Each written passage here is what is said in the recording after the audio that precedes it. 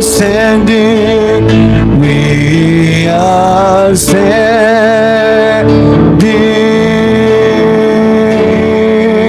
on holy ground,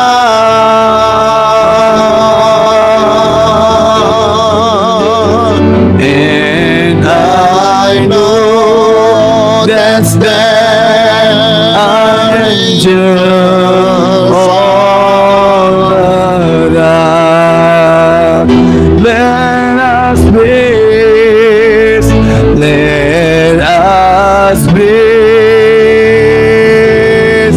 Jesus now, Jesus now. We are standing, we are standing in His presence on holy ground. Oke, malam ini saya mau membagikan bagaimana formasi tatanan menjadi imam. Nah, tadi saya doa, cara kita melihat perspektifnya bukan hanya kita untuk Tuhan, tetapi Tuhan untuk kita. Ketika Anda menemukan jubah imam dan hidup dalam keimaman, Anda akan mendapat a certain kind or level of privilege. Anda akan mendapat sesuatu yang spesial, yang khusus, yang berbeda dengan orang lain, orang biasa. Anda baca, seorang imam, dia boleh bersyafaat. Itu salah satu. Dia boleh memohon. Tuhan berunding dengan Abraham waktu sebelum menghukum Sodom dan Gomora, karena Abraham seorang imam. Kenapa Tuhan berunding dengan Musa waktu dia marah? Karena Musa seorang imam. Seorang imam dia akan menangkap hati Tuhan.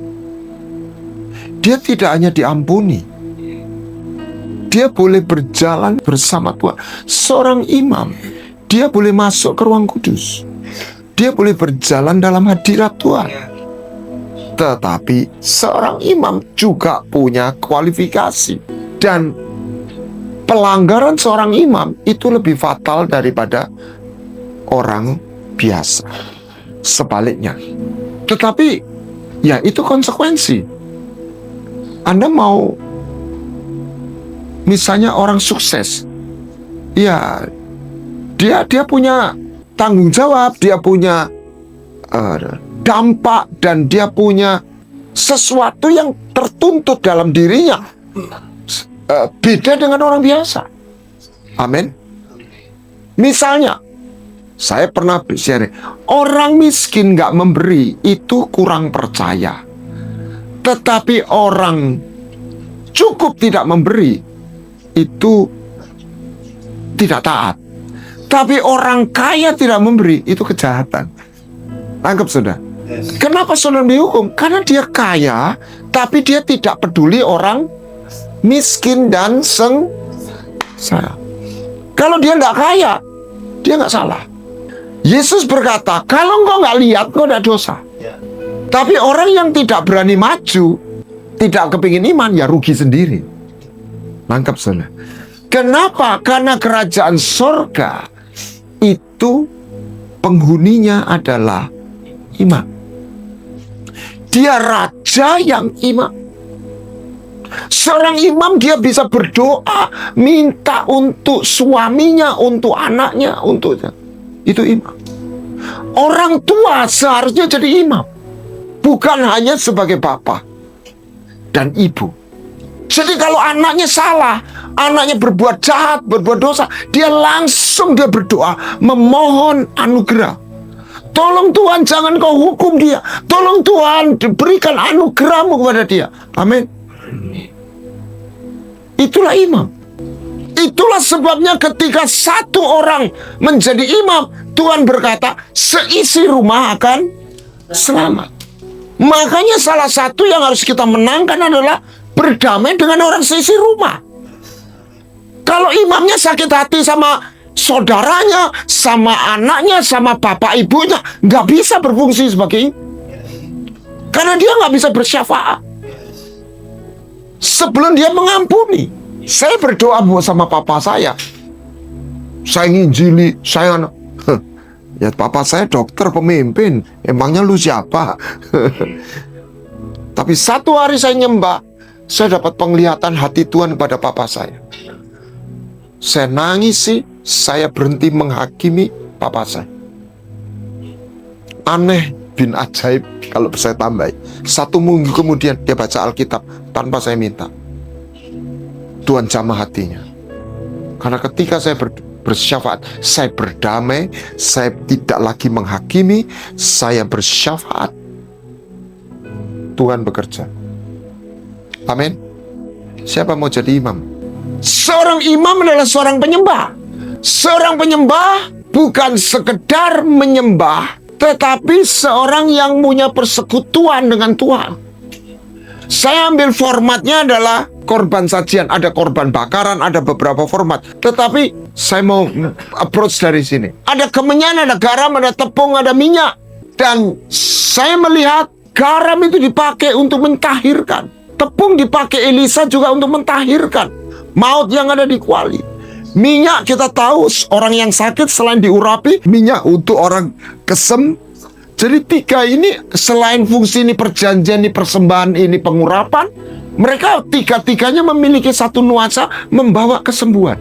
Jadi penyembahan tidak sekedar pemujaan.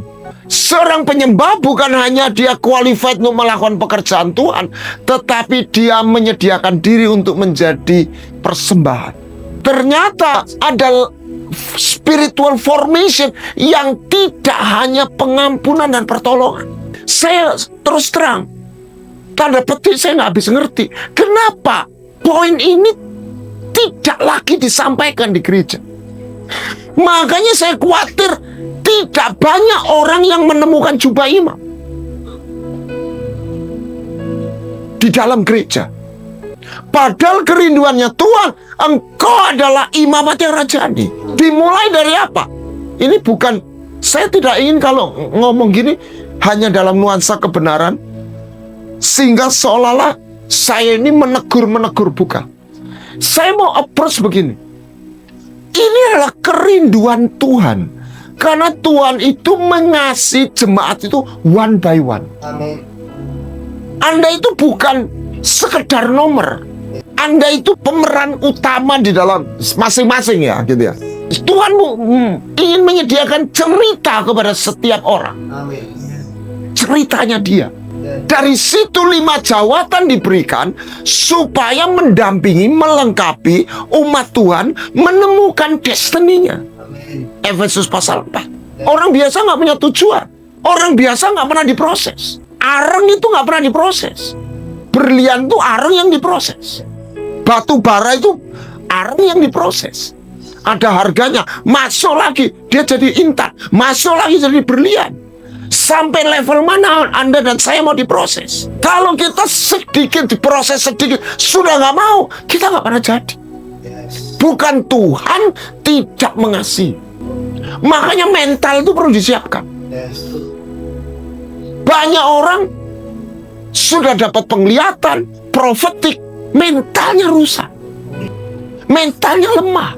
Mental itu bukan rohani, tapi mental itu sarana untuk kita masuk dalam proses rohani. Nah, saya kaget. Loh, sebenarnya korban penghapus dosa itu di mana sih? Korban penghapus dosa, korban bakaran, dan korban pendamaian. Waktu Tuhan minta Abraham mempersembahkan anaknya itu apa? Sebagai korban bakaran. Apa itu korban bakaran? Covenant. Dalam korban bakaran bakar habis. Korban pendamaian, korban itu ada bedanya. Keren itu. Yang ketiga, pendamaian, bukan keselamatan. Korban peace offering. Apa itu? Pentahiran. Kalau orang najis ndak tahir makan korban keselamatan, pendamaian, dia mati. Imamat 7. Jadi itu pentahiran. Di mana korban penghapus dosa? Saya kaget terus terang. Ini ya korban penghapus dibawa masuk mengadakan pendamaian di tempat itu harus dibawa keluar dari perkemahan, dibakar habis. Jadi dia dibakar habis di mana?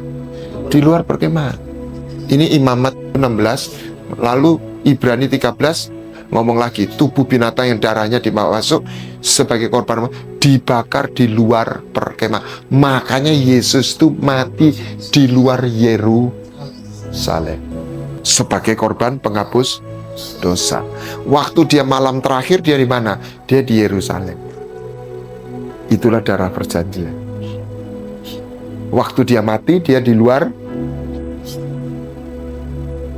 Semua itu ada coding profetik. Jadi artinya yang di sini ini bukan penghapus dosa. Berarti yang di sini ini pun namanya mesbah korban bakaran. Saya aja baru sadar, korban bakaran. Jadi ini darah perjanjian. Selalu kita diajari penghapus dosa, penghapus dosa. Saya dulu khotbah, ya penghapus dosa, ya perjanjian. Lama-lama, enggak. Penghapus dosanya sudah di luar. Jadi starting awal covenant. Masalahnya enggak semua, lebih ekstrimnya, enggak banyak orang hidup dalam covenantnya Tuhan. Saya sudah bagikan, untuk pengampunan cukup satu pihak, untuk perjanjian dua belah pihak. Jerito dalam perjanjian. Makanya doanya saya jadi ingat tiap kali kan, Tuhan, ingatlah engkau akan perjanjianmu dengan nenek moyang kami. Ingatlah perjanjianmu kepada Abraham. Kalau sekarang, ingatlah perjanjianmu kepada Yesus Kristus. Lebih kuat lagi. Tapi kita harus masuk. Kalau kita peserta perjanjian, wow. Nah, jadi iman pertama apa? Perjanjian. Yang kedua, pentahiran. Makanya yang ketiga baru pengurapan. Terima jubah. Terus pekerjaannya apa? Supaya mereka siang malam membawa korban. Penyembahan. Penyembahan harus bangun mesbah dan membawa korban. Terus ada maintenance, menjaga jubahnya tetap bersih. Kita baru saja dari Peka, Nongko Jajar. Kita lagi mendalami satu kebenaran yang saya sungguh-sungguh minta itu tersusun dan menjadi sebuah training retreat yang akan bisa membawa kesembuhan. Kebenaran ini buat saya it's powerful. Kita tanda petik, kita uji coba, dan memang Roh Kudus meneguhkan. Kita melihat bagaimana hukum roh itu bekerja. Amazing. Kita hanya menyampaikan dalam pengurapan, Roh Kudus meneguhkan. Jadi kita dalam anugerah Tuhan menemukan sebuah titik temu. Apa yang disebut metanoia, perubahan pola pikir, dengan neuroscience, neuroplasticity. Dan kita coba gabungkan dengan kuantum, dan kita gabungkan dengan sumur nantinya. Setelah confession, orang harus tenggelam dalam sumur. Dan kalau cycle itu masuk, something gonna happen. They never be the same. Jadi yang kedua, air, ini gambar pentahiran. Yang ketiga, minyak. Jadi anaknya Harun itu dikasih apa? Darah, tanda darah, cuping. Berarti dengar-dengaran, berarti tanganmu, perbuatanmu, dan kakimu, langkah kaki. Darah, air, minyak. Kasih jubah. Perjanjian baru meneguhkan. Dia nggak hanya datang dengan darah, tapi darah dan air. Dimeteraikan oleh Roh Kudus. Roh Kudus kita tahu dalam minyak. Gambaran selalu minyak, api, air. Ini semua itu terang benderang. Tapi saya heran kenapa nggak di prinsip yang sangat mendasar ini nggak dibagikan. Jadi kerajaan sorga itu imam raja. Semua yang namanya raja imam itu masuk perjanjian. Sekalipun orang bisa jadi raja tanpa perjanjian, Tapi yang benar adalah raja harus punya perjanjian. Bahkan dia harus mendengarkan, merenungkan, walaupun raja harus membacakan Taurat. Supaya dia seumur hidup takut akan Tuhan. Itu raja loh. Apalagi imam. Gimana imam gak baca Alkitab? Sekarang ada Alkitab suara. Mulai dengerin. Amin. Hari ini jemaat cuma main denger khotbah. Gak bisa. Anda harus baca Alkitab. Harus dengerin. Perjanjianku pada Daud. Daud itu siapa? Raja, memerintah atas. Perjanjianku dengan Lewi, imam-imam. Makanya ibadah itu dua, perjanjian sama firman. Perjanjian ini yang dihilang. Kita belajar firman. Akhirnya tanpa perjanjian, firman itu cuma jadi konsep, jadi huruf, jadi teologi. Padahal wujud firman itu adalah someone. Karena hanya melalui perjanjian terjadi persekutuan. Persekutuan itu tidak dengan something, but with someone. A person. How you make relationship with firman kalau itu hanya peraturan. Jadi Anda harus punya persekutuan dengan sang firman sebagai person. That's the idea. Nah, makanya meterainya adalah Roh Kudus.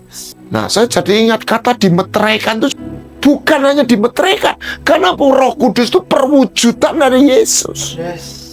Sehingga Yesus itu bukan berhenti di konsep, bukan berhenti di doktrin, bukan berhenti di Alkitab. Yesus itu adalah satu wujud realita, satu person yang hadir. You can sense it, you can feel it by Holy Spirit through covenant. Ayo kita bangun ibadah kita firman dan perjanjian. Lewat perjanjian kau melihat Tuhan. Diperciki, menyiramkan, ini darah perjanjian. Lalu mereka melihat Allah. Ini ayat 8, ini ayat 10. Kapan Israel melihat Allah? Kakinya itu. Ya, kata melihat Allah itu harus dilihat secara whole picture, bukan lihat. Tapi dia kakinya dia lihat. Atau itu Kristus yang berteofani. Karena nggak ada seorang pun lihat Bapa secara langsung. Tidak seorang pun bisa lihat wajahku dan tetap hidup, katanya. Tapi kalau ditafsirkan lagi, orang yang hidup dalam melihat kemuliaan Allah, dia adalah orang yang rela mati, martir. Engkau akan jadi saksiku, you will be my martyr. Kenapa ada pentahiran? Karena kita jadi anak Tuhan, disayang Tuhan, dipeluk Tuhan tuh, it doesn't mean bahwa kita ini sudah bersih, sudah punya pakaian, sudah enggak. Tuhan menyingkapkan. Anak bungsu datang, Yeskiel, waktu kamu lahir, masa lalu banyak membayangi. Kutuk-kutuk, seringkali orang nggak pernah mutusin kutuk masa lalu. Kejar terus. Ada seorang, saya terkejut, seorang yang sedang dipakai Tuhan, tiba-tiba blow up satu kasus hukum, pelecehan.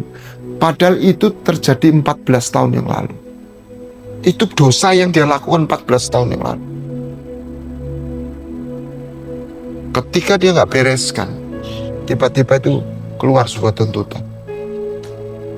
Ya, orangnya yang nuntut maksudnya jelek juga, tapi itulah bijaan. Kau belum bersih, bukan belum diampuni, bukan belum dicintai, belum tahir. Engkau tidak dibendung, kau belum padahal kalau orang masuk ruang kudus harus ya. Jadi lahir baru tidak otomatis bersih, tidak otomatis punya pakaian. Kalau Anda lanjutkan ayat ini, aku lewat di situ, kamu harus hidup. Tak mandiin, tak minyai, tak kasih pakaian, tak kasih. Kamu cantik, tapi ujungnya nggak enak. Kamu bersundal karena kecantikanmu. Saya ngeri kalau lihat hamba Tuhan yang sudah diurapi lalu bersundal. Itu gak kuat nyonggo kecantikannya, kemuliaannya yang Tuhan berikan. Saya bilang gini, bayangkan kalau Esther sudah diurapi, cantiknya luar biasa. Dia membuat setiap orang yang melihat jatuh hati. Itu nggak main-main loh, saudara. Saya bahasakan. Setiap orang yang lihat dia naksir. Wow. Terus bayangkan dia jalan sama gini, hai, gitu ya. Wah, langsung kelepek semua lah. Tapi dia sudah disiapin. Dia tidak bawa kecantikannya itu bersundal. Dia bawa untuk persembahan buat raja. Amin. Imam, Tuhan bilang apa? Tahirkan dia. Kembali, el-air. Begini kamu harus lakukan mereka untuk mentahirkan mereka. Percikan ke mereka air penghapus dosa. Air penghapus, nggak pernah air itu hapus dosa. Air itu selalu lambang apa? Pentahiran. Air selalu bicara pentahiran, kesembuhan. Nggak ada air itu menghapus dosa, membersihkan. Ini diterjemahkan penghapus dosa. Saya cek di bahasa Inggrisnya aja, nggak pakai bahasa water of purification. Jadi kata pembersihan dan pengampunan ini di pikirannya penterjemah itu satu. Dan ini terus mengalir. Kamu dosamu diampuni, maka kamu tuh bersih. No. Kita diampuni dosa. Kita ini dibebaskan dari hukuman. Bukan bersih. Selamat, tidak dihukum. Tapi untuk ambil bagian dalam kerajaan Allah, kerajaan surga, Anda harus tahir. Untuk tahir Anda harus masuk dalam perjanjian. Saya cuma men-trigger supaya Anda itu kepingin. Aku mau Tuhan. Ayo berperkara sama aku Tuhan. Aku mau berperkara denganku. Nanti akan ada intervensi-intervensi dalam hidupmu. Yesus itu bukan sekedar ilusi. Kuatkan dan teguhkan hatimu. Nah, makanya di Maleakhi untuk apa? Penyembahan. Dia harus dimurnikan, ditahirkan, dibersihkan. Saya punya istilah. Kenapa orang sakit? Kolesterol, ya toh? Diare, itu semua ada kotoran. Kalau dia dibersihkan, dia sembuh atau dinetralisir dulu. Dari sembuh sehat, terus dari sehat jadi bugar. Dari bugar glowing. Siapa yang glowing? Musa, Stefanus. Anda harus kepingin glowing, bukan cuma sembuh. Amin. Supaya mereka menjadi orang-orang yang mempersembahkan korban. Itu Kang Benatu. Sebabnya seperti api, pemurni logam, dan sabun. Semua itu bersih, membersihkan dan makanya dia api dan air. Pokoknya unsur api dan air, api dan air. Jangan main api tok, jangan main air tok. Api air. Yesus ini dasarnya. Yesus tidak hanya mati langsung, dia 6 jam. Dia sedot bukan hanya dosamu, kotoran, trauma, luka, kutuk, sedot. Kalau disedot itu ya, itu jalan untuk glowing itu sedot terus, sedot kotoran-kotoran dalam hidup kita. Gini loh, orang kotor tidak mati. Kalau ada orang kolesterolnya 300 nggak mati, tapi dia nggak sehat, tapi nggak mati. Istilahnya orang nggak sehat, tapi kalau mati masuk surga. Loh, kan gitu sih gitu. Tapi dia nggak sehat, apalagi bugar. Jadi ini sebetulnya kalau kita lihat jasmani itu kita bisa ngintip. Ini orang jasmani itu makanya orang nggak sehat tuh nggak mati gitu loh. Rohaninya nggak mati gitu kan itu, tapi nggak sehat. Oh sekarang sehat belum tentu bugar. Yang namanya tanpa cacat celah itu bukan cuma sehat, bukan perfect. Makanya mental seorang atlet itu targetnya bukan cuma sehat, bukan. Rohani kita ini bukan cuma sehat, strong, power, fullness. Saya ngomong ini saya masih belajar. Tapi anyway saya mau jalani tidak sebagai orang biasa. Konsekuensinya ada. Tuh, seonggok kayu menyedot. Kayak ini coba. Kalau Anda lihat firman itu imajinasi. Itu enak sekali, saya ajari. Misalnya, saya nyanyi misalnya. Salah satu. Saya kalau nyembah itu berimajinasi dengan firman. Saat ku memandang, saya bayangkan saya tuh datangi tata, bukan nyanyi, bukan. Kadang-kadang kita ini terus enak lagunya, Worthy is the Lamb. Enak memang ya toh. Tapi akhirnya kita ini cuma permisi, bukan salah, kayak tripping, gini-gini. Jadi fokusnya sama apa? Sama nyanyiannya. Padahal itu sarana worthy. Anda harus berimajin, kamu udah ketemu yang mulia, metaverse-nya itu. Cobaan, nanti terhubung. Amin. Jangan loh, tapi kita nikmati lagunya, iya. Nah sekarang ini banyak orang tuh mau nikmati lagu. Ini tepung, garam, ya toh, disedot semua racun. Amin. Amin. Jadi Yesus itu ya garam, ya tepung. Nah, gimana hati yang baru?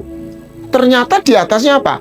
Kita sering dengar khotbah ya, kamu kuberikan hati yang baru. Ternyata di atasnya apa? Pentahiran. Hati baru itu keluar ketika engkau tahir. Nah, benih itu bertumbuh kalau tanahnya baik. Batunya dicabut.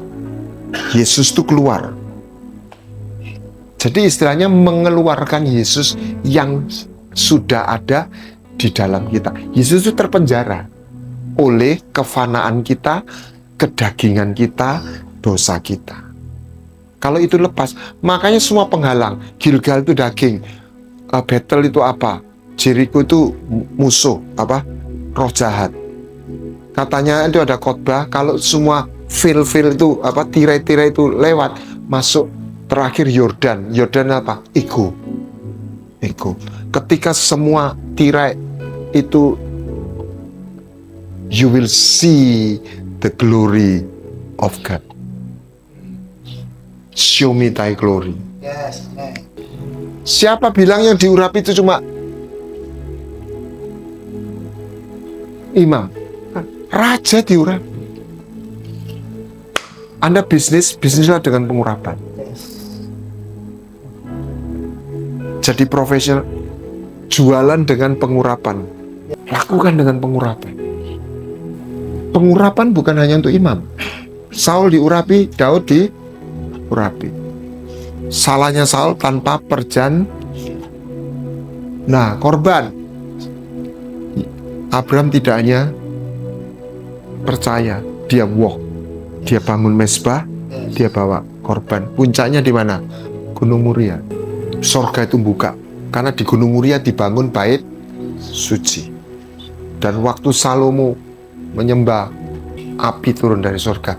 Sebelumnya Daud membawa korban apa itu bakaran dan pendamaian, dipengirikan orang apa Onan setempat itu. Tuhan mau bertahta, berdiam. Covenant. Mezbah itu slaughter, tempat place of slaughter, orang mati di situ. Makanya kita harus bersedia mempersembahkan tubuh dan hidup kita. Mezbah sama korban itu harus jadi satu. Mezbahnya harus benar, bukan hanya korbannya benar.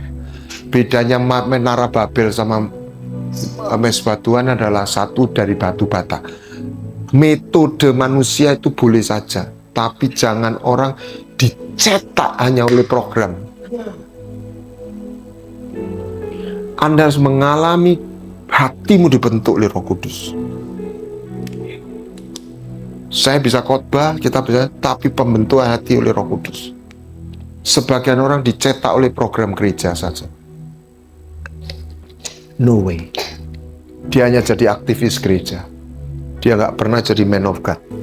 Bukan berarti program gereja nggak boleh, tapi tidak boleh menjadi, ya sama seperti sekolah Alkitab. Sekolah Alkitab itu melengkapi orang yang jadi dipanggil jadi hamba Tuhan, tidak membuat orang jadi hamba Tuhan. Jangan kebalik. Bukan karena sekolah Alkitab jadi hamba Tuhan. Lah sekarang seolah-olah sekolah Alkitab, apalagi sekarang sudah bingung juga orang ya. Sudah sekolah Alkitab jadi hamba Tuhan. Siapa bilang?